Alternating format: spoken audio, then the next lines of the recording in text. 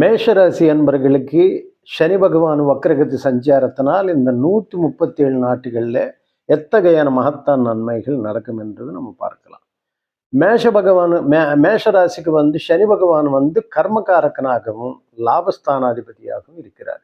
தொழில் ஸ்தானாதிபதி அவர் தான்.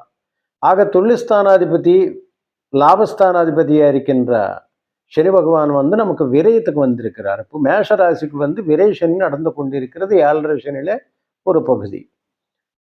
ஆக இப்போ தொழில் ஸ்தானாதிபதி 12ல மறைகிறதுனால தொழிலில் பயங்கரமான பிரச்சனைகள் உருவாக்கும்.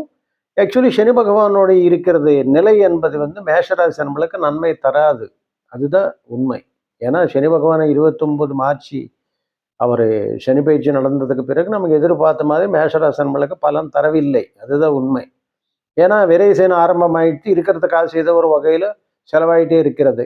இப்போ இந்த வக்ரகதி காலத்தில் நமக்கு என்ன ஆகிடும், 12ஆம் வீட்டில் மறையிறதுனால நன்மைகளை பயக்கும். அதனால இப்போ 12ஆம் வீடு கெட்ட ஸ்தானம் இல்லையா? கெட்ட ஸ்தானத்தில் போய் சனி பகவான் மறைகிறதுனால கெட்டவன் கெட்டிட்டில் கிட்டு ராஜயோகன்ற கதையில் 12ஆம் வீட்டில் இருக்கின்ற சனி பகவான் வக்ரகத்தை அடைகிறதுனால இந்த 137 நாட்டுகள் ஒரு ஜோரான வருமானத்துக்கு மேஷராசி அன்பர்களுக்கு வழிகாட்டும்.